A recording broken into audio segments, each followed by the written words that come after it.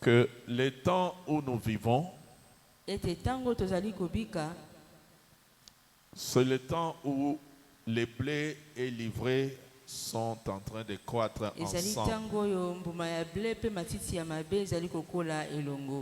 Le temps appelé le temps de la fin.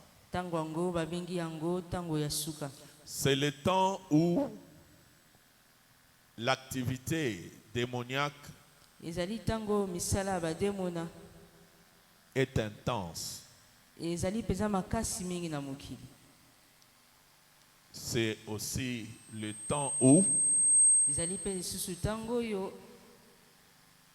les enfants de Dieu sont confrontés aux forces démoniaques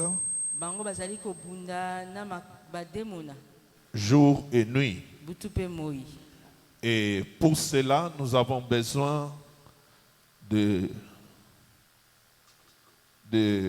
beaucoup de discernement pour connaître ce qui vient de Dieu et ce qui ne vient pas de Dieu. Nous devons être en mesure de distinguer le vrai du faux, la vérité du mensonge, ce qui vient de Dieu et ce qui ne vient pas de Dieu. Voilà même l'essence de notre enseignement. Aujourd'hui, j'aimerais que nous puissions commencer par lire Deutéronome 29. Nous relisons encore ce verset. C'est un verset que nous avons lu plusieurs fois.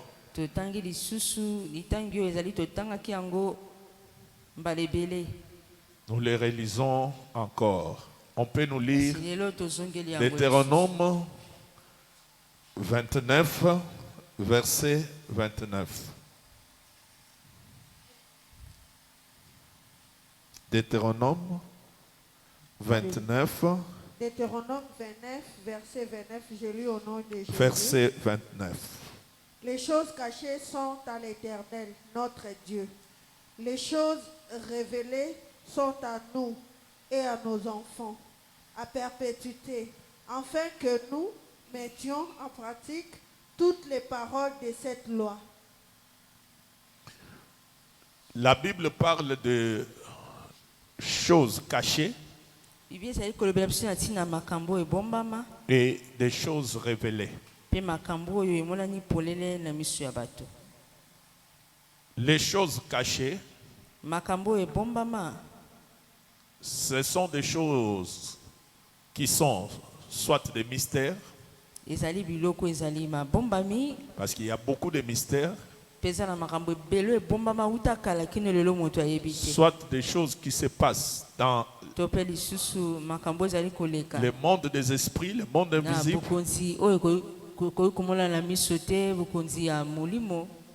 et auquel l'homme n'a pas accès. Parce qu'avec nos yeux, nos oreilles, ou même avec nos 5 sens, nous ne pouvons avoir accès qu'aux choses naturelles. Mais quand il s'agit de choses spirituelles, nous avons besoin de révélation. Et la Bible nous montre que Dieu est esprit. Et non seulement que Dieu est esprit, l'ennemi qui nous combat est aussi esprit. Ces agents opèrent dans l'esprit. Les démons sont des esprits. Et à cause de cela, lorsqu'ils agissent, l'homme ne sait pas le voir.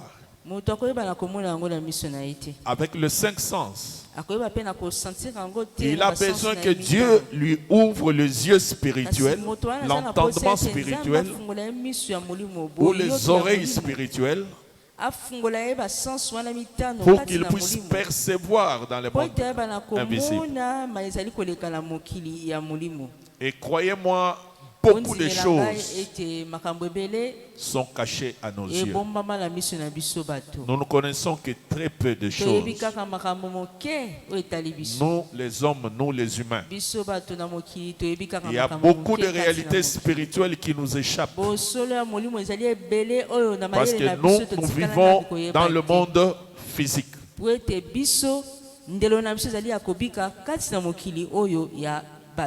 Mais une autre chose, le même passage de Deutéronome 29 nous dit les choses révélées sont à nous et à nos enfants à perpétuité.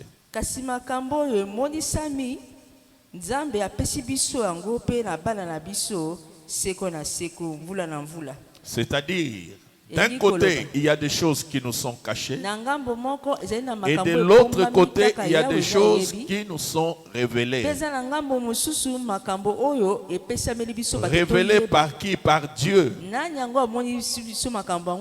Comme Daniel pouvait dire dans Daniel chapitre 2, que 2, je pense 27, 28, qu'il y a dans le ciel un Dieu qui révèle le secret.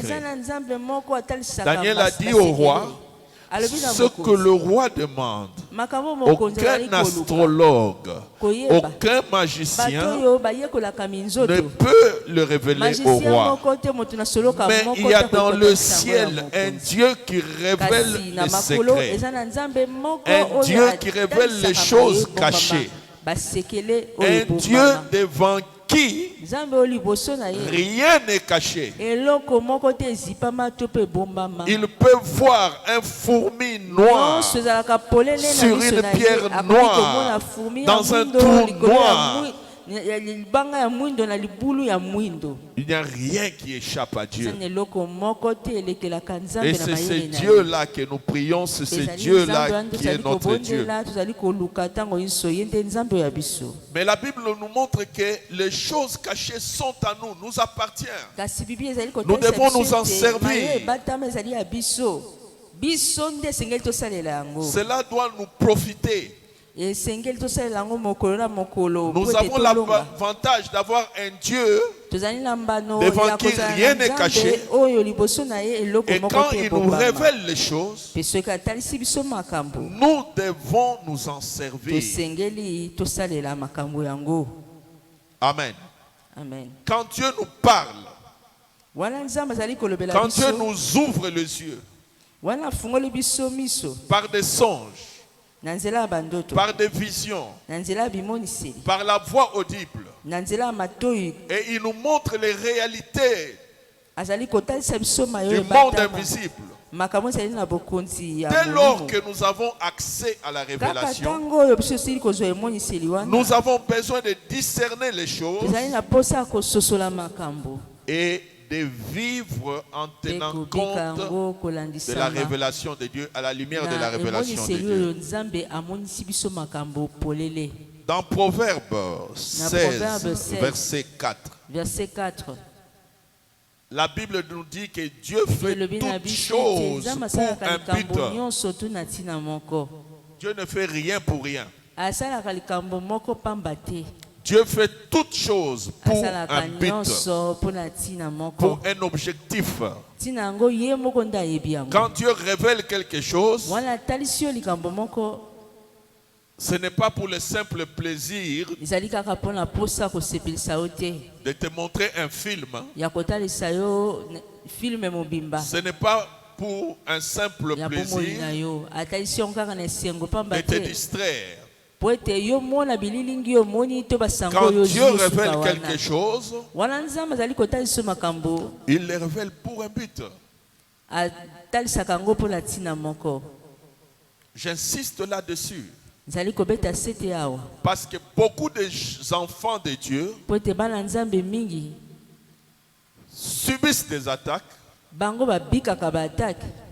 Beaucoup d'enfants de Dieu perdent de batailles parce qu'ils n'ont pas tenu compte de la révélation divine. D'ailleurs, d'abord la révélation, nous devons l'aimer. La révélation, nous devons la rechercher.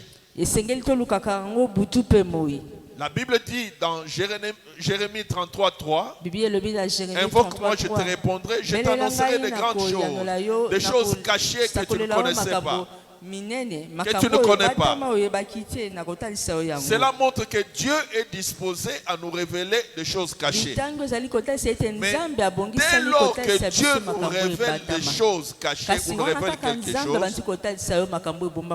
devons marcher à la lumière de la révélation divine. Alléluia. Amen. Nous devons en tenir compte. Notre vie doit être ajustée en rapport avec la révélation de Dieu. Nos prières doivent être ajustées en rapport avec la révélation de Dieu. Alléluia. Amen. Dans Luc 16:8, la Bible dit que les enfants de ce siècle sont plus prudents que les enfants de Dieu. Parce que les enfants de ce siècle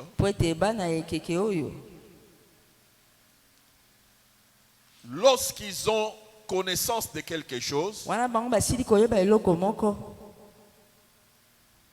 ils savent en tenir compte. Mais nous qui prions, parfois Dieu nous parle, nous révèle des choses. Mais nous sommes dans la distraction. Et le mal finit par nous atteindre. Les attaques finissent par nous atteindre.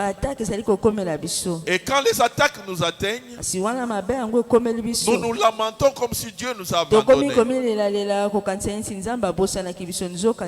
Mais pourtant Dieu nous a parlé. Alléluia. Amen. Hier, je vous ai parlé du passage de Matthieu 10:16, où la Bible nous demande d'être prudents, comme les serpents, et simples, comme les colombes. La révélation, quand elle vient, elle doit nous amener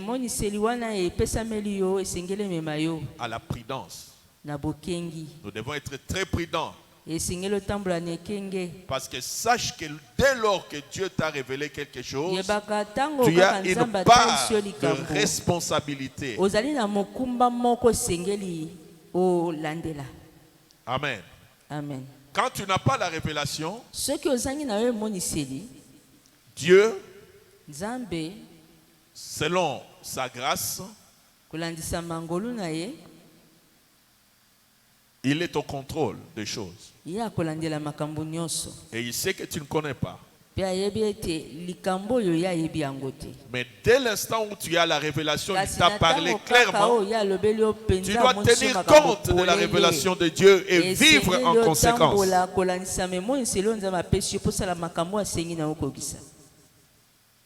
Amen. Amen. Amen. Amen. Dieu fait toutes choses pour un but. Pourquoi Dieu révèle-t-il des choses? Je vais parler des buts de Dieu. Le premier but est que Dieu veut que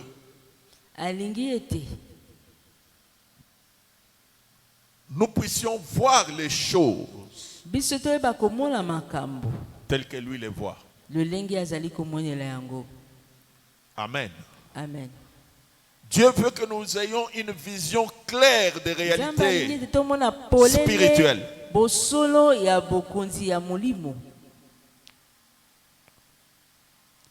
Dieu veut que nous puissions voir la vraie réalité. Et que nous ne puissions pas nous limiter aux apparences.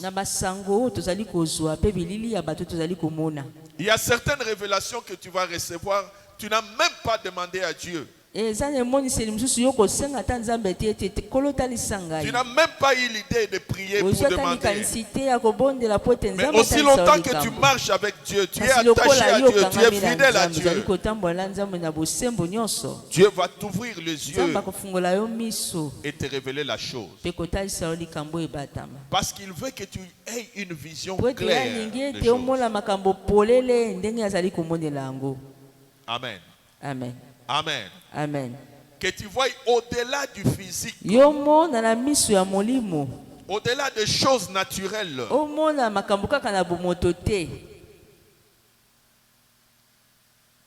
La Bible dit, dans Psaume 94, verset 19,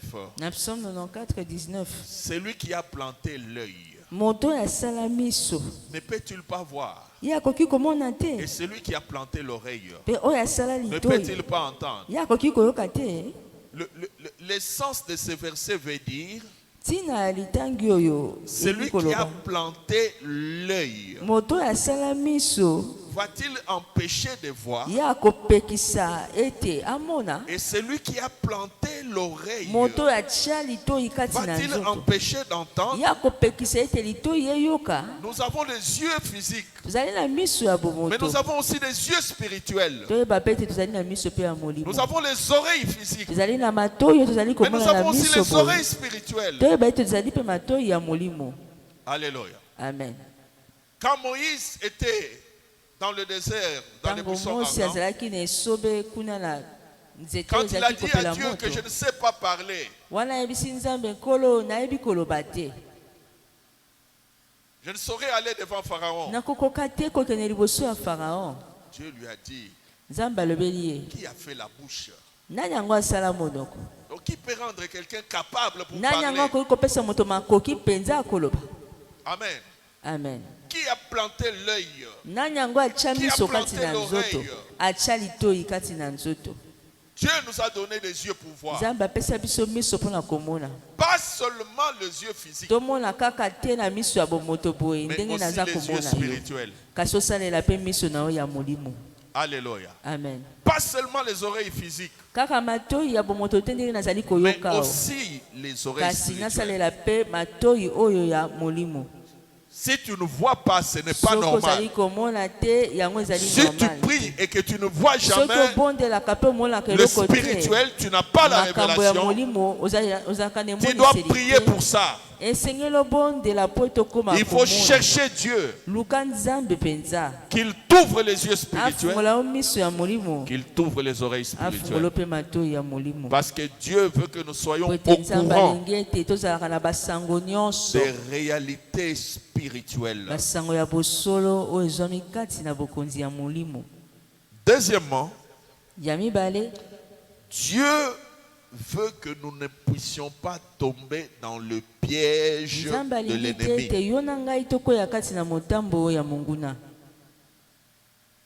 Dieu veut que nous ne puissions pas tomber dans le piège de l'ennemi. Si nous n'avons pas la révélation, si nous n'avons pas le discernement des choses, nous allons facilement tomber dans le piège qui nous sont tendus chaque jour. Et bien aimé, dans ce monde, il y a plein de pièges que l'ennemi place au devant des enfants de Dieu. Amen. Amen. Et la Bible dit, Dans Proverbe 29, 18, que là où il n'y a pas de révélation, le peuple est sans frein. S'il n'y a pas de révélation, tu vas facilement tomber dans le piège. Dans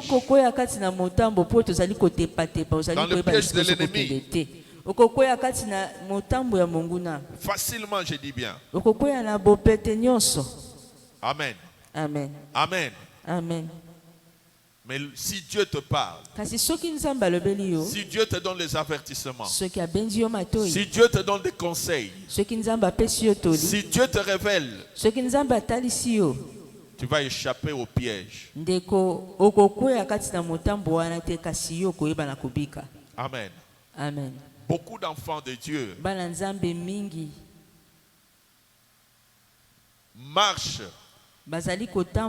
comme des aveugles. Voilà pourquoi ils tombent facilement dans le piège. Prenons l'exemple dans la Bible des gens comme Joseph. S'il a marché comme il a marché, c'est parce qu'il pouvait avoir la révélation des choses avec précision. Il était capable de discerner même le temps. Quand il a écouté les songes de Pharaon, il était en mesure de discerner le temps. De savoir qu'il y aura 7 années de famine et il y aura 7 années d'abondance. Et il savait comment faut-il se comporter pendant les années d'abondance pour pouvoir traverser les années de la disette. Ça, c'est le discernement. Il avait la révélation.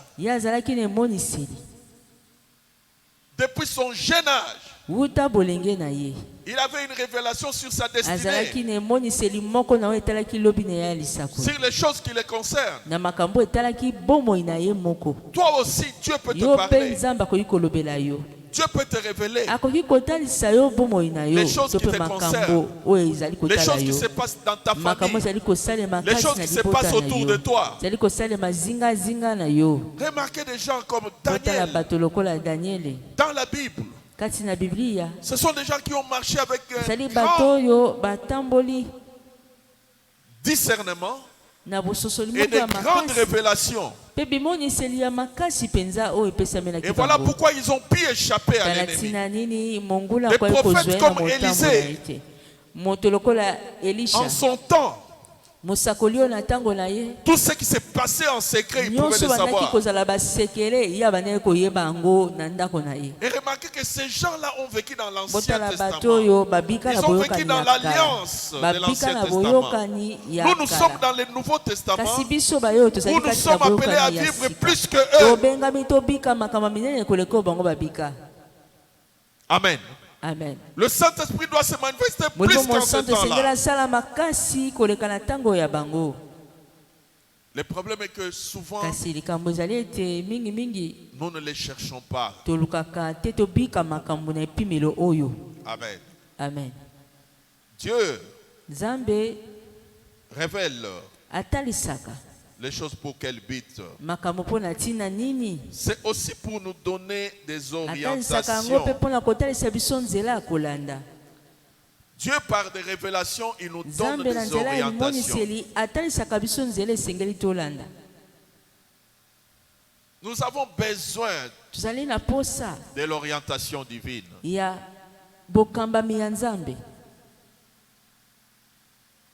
Dans notre marche sur cette terre, nous avons besoin que Dieu nous oriente, nous montre la voie à suivre. Nous ne sommes pas maîtres de nous-mêmes. Nous avons un Dieu comme maître. Et en face des choses qui sont devant nous, qui se pointent devant nous, nous avons besoin qu'il nous montre la voie à suivre.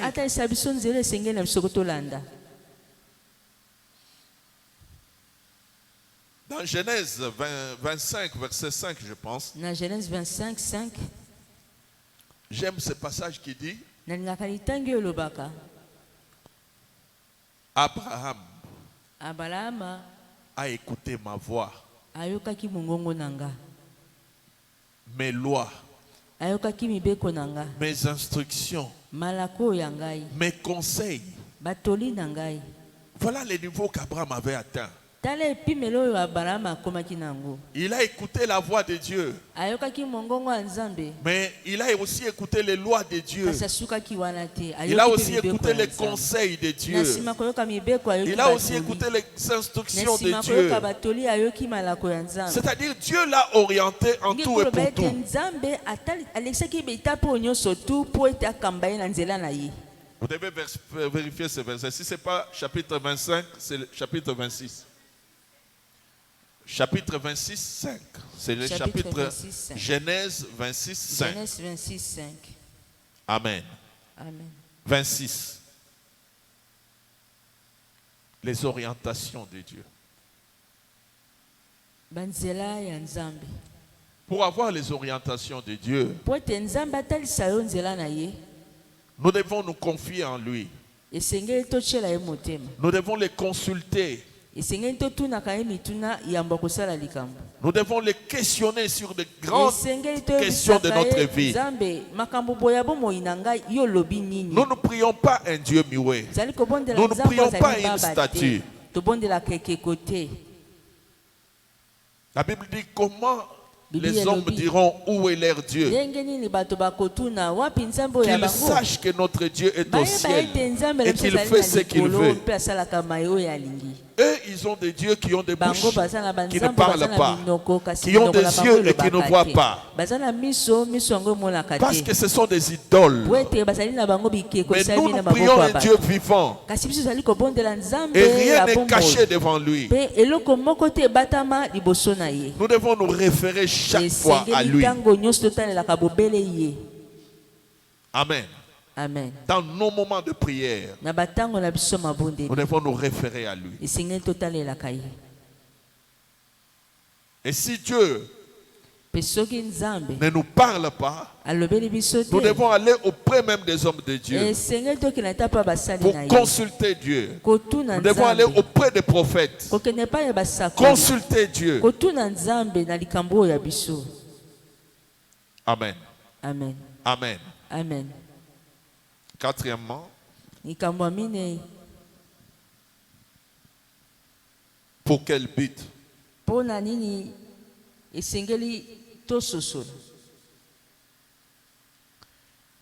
Dieu nous révèle-t-il des choses?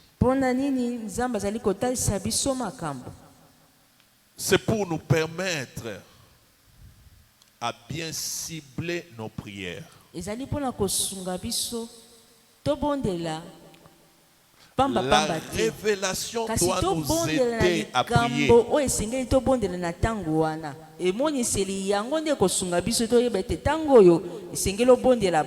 Prier c'est bien, mais faire des prières ciblées, c'est plus efficace.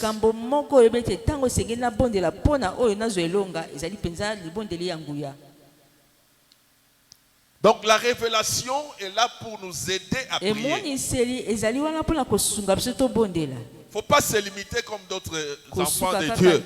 Aiment dire ce qui est révélé est condamné. Ils ne prient pas pour ça. Ils ne gênent pas pour ça. Ils ne cherchent pas à se tenir devant la face de Dieu pour ça. Ils disent seulement ce qui est révélé est condamné et c'est fini. Non!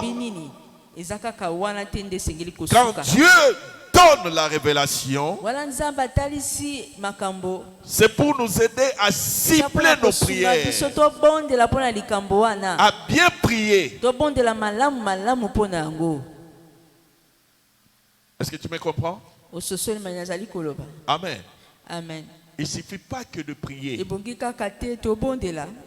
Il faut savoir comment prier.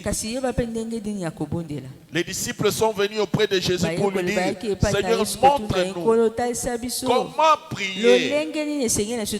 Pas seulement à prier, mais comment prier.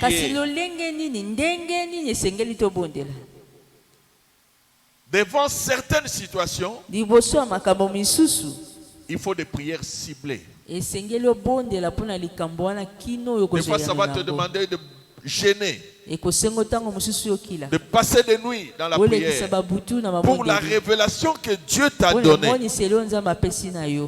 Des fois, ça va te demander de faire des réparations pour que tu aboutisses à la victoire. Alléluia. Il ne faut pas croiser les bras quand on a la révélation. Il ne faut pas dire que Dieu a parlé, c'est fini. Même si je dors,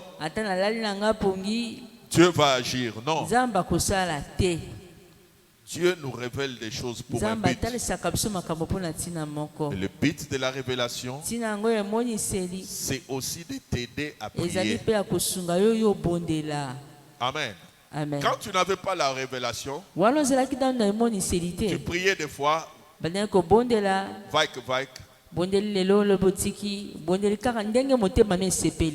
les prières allaient dans tous les sens.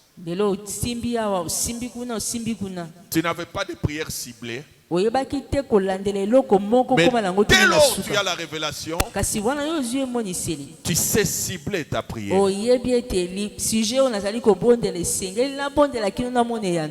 Alléluia. Amen. Dès lors que tu sais que Dieu vient de me montrer que mes problèmes de santé viennent de telles sources, c'est pour cibler ta prière, pour renverser cet autel. Amen. Amen. Dès lors que tu sais que les problèmes que je rencontre, c'est suite à un rituel qui a été fait dans mon enfance, sans que je le sache. Mais Dieu me l'a montré. Tu sauras cibler ta prière. Tu sauras chercher ta délivrance.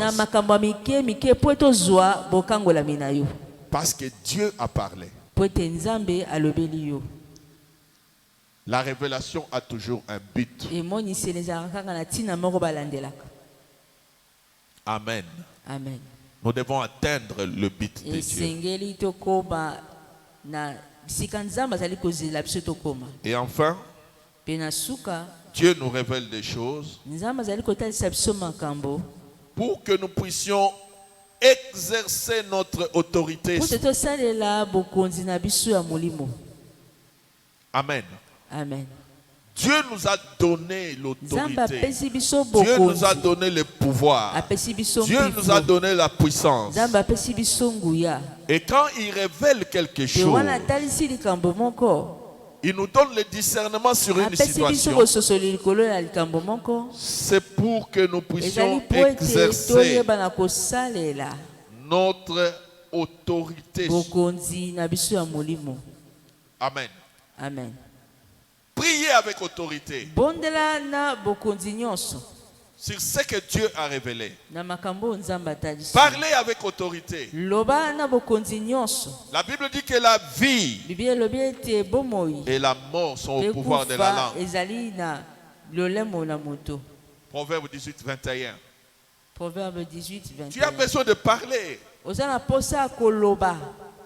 dans le spirituel. Tu as besoin d'exercer ton autorité. Moi, je me rappelle quand nous avons été au village.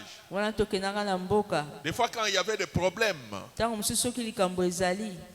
nous voyons les grands-pères qui ne connaissaient pas Dieu.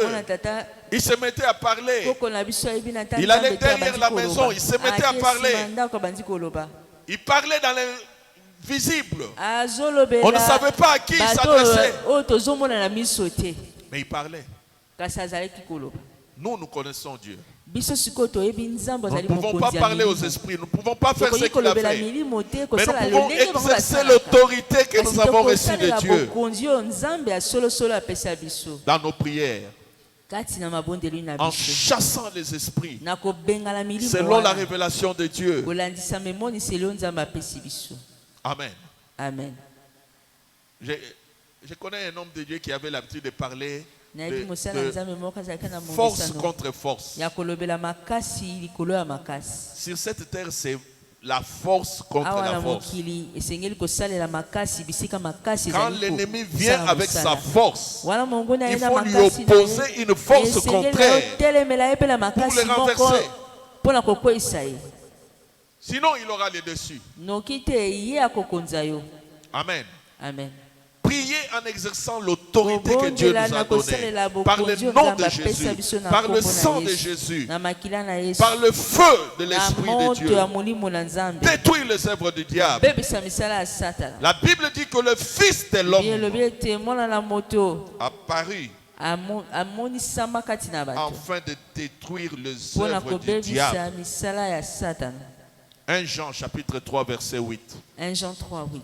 Jésus n'est pas venu pour du tourisme, pour faire un tourisme sur la terre. Jésus n'est pas mort en vain. Il n'a pas versé son sang en vain. Il a tout fait pour un but. Nous devons être les bénéficiaires de son œuvre sur la terre. Et pour être bénéficiaire de cette œuvre, nous devons faire la continuité de son ministère. Il nous a établis sur cette terre pour continuer le travail qu'il a commencé. Le Fils de l'homme est apparu afin de détruire les œuvres du diable. Et je dis, dans ta vie, il faut que les œuvres du diable soient détruites. Il faut que les puissances des ténèbres soient renversées. À chaque fois où Dieu te parle, tu dois exercer l'autorité de Dieu et anéantir ce qui vient de l'ennemi. La Bible ne dit-elle pas que je vous ai donné le pouvoir de marcher sur les serpents, sur les scorpions et sur toute la puissance de l'ennemi, et que rien ne pourra vous nuire? Luc 10, 19. Luc 10, 19. Je vous ai donné le pouvoir. Sois conscient que tu as le pouvoir. Sois conscient que tu as l'autorité. Sois conscient de cela. Amen. Amen. Nous allons fermer nos yeux. Acclamons le Seigneur.